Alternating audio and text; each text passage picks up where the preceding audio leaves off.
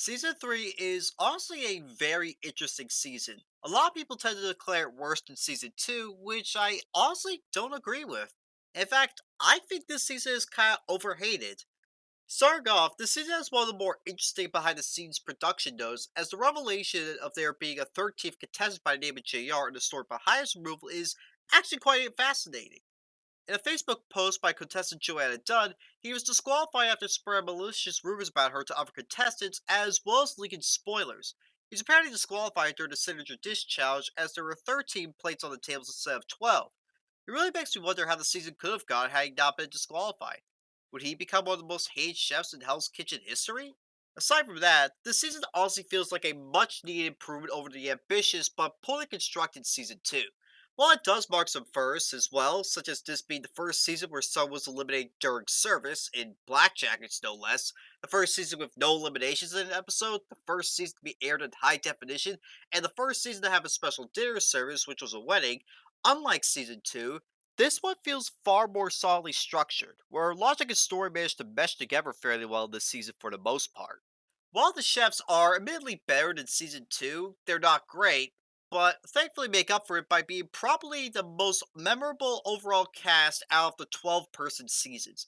Starting with the far more better Red Team, this team has one of the best team restricted storylines in the Hells Angels versus Hells Bitches storyline. What makes this interesting is that each team member has their own foil.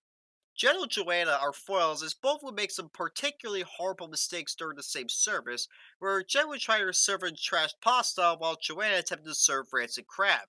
The major difference, however, was that Jen took responsibility for the mistake, even when it looked like Ramsey didn't notice it, while Joanna would go out to not take responsibility and end up being eliminated due to it. Melissa and Bonnie are foils, as initially Melissa was a frontrunner while Bonnie seemed like an early boot.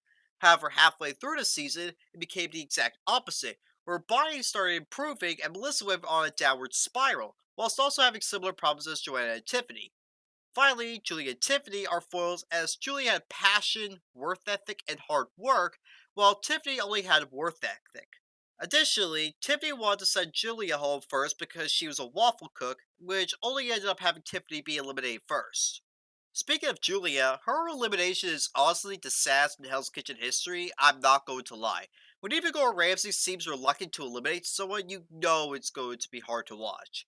I point to this moment as the moment where Gordon decided to stop trying to be more personal with the chefs, and we haven't had a moment like this since. I really do think that out of every decision Gordon has made, this was the toughest decision he's ever had to make. On the other side, there's the far less interesting blue team, and while the majority of them are quite memorable, it's not really for a good reason.